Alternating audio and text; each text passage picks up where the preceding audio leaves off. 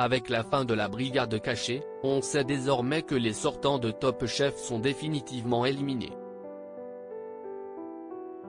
Qui a quitté le concours en quart de finale? Télé Loisirs vous raconte ce qu'il s'est passé dans l'épisode 13 de la saison.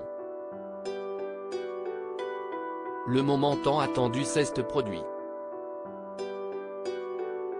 Ce mercredi 24 mai, dans le 13e épisode de Top Chef, le vainqueur de la brigade cachée a surpris les finalistes de l'émission en intégrant le concours à quelques mètres de la ligne d'arrivée.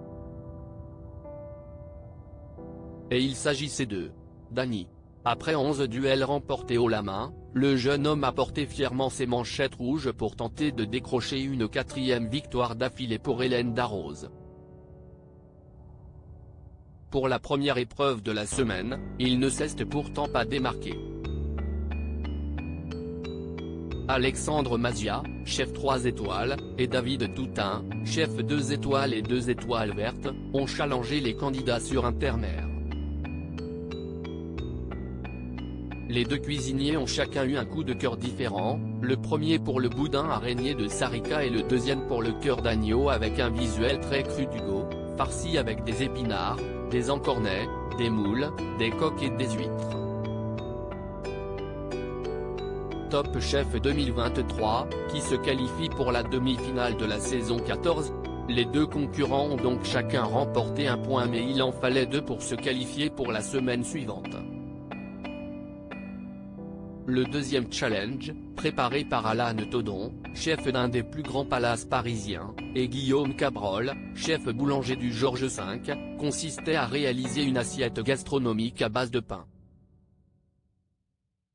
Mathieu a décidé de se lancer dans un pain perdu sucré-salé, avec une pâte au levain, de l'anguille fumée et un sirop à la bière. Après une alerte sur l'harmonie de son assiette par Glennevielle, le candidat a finalement conquis les deux chefs, à tel point qu'ils ont tous les deux eu un coup de cœur pour son plat. Le frère de Jacques est ainsi parvenu à décrocher son ticket pour la demi-finale. Hugo, Sarika, Danny, qui a été éliminé de Top Chef ce mercredi 24 mai.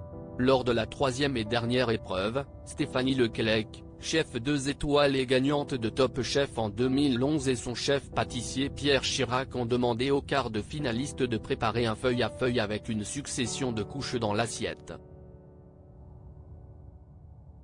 Entre les pâtes à cigarette champignons et ail noir de Danny, les tranches de Saint-Jacques à cru de Sarika et les feuilles de chou, épinards, oseille et céleri rave de Hugo, un candidat s'est particulièrement démarqué. Il s'agit de Hugo, deuxième demi-finaliste de la saison.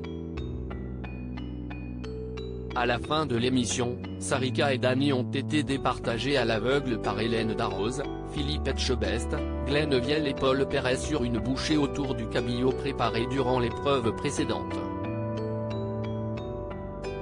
Sans le savoir, le jury a qualifié Danny, éliminant ainsi Sarika.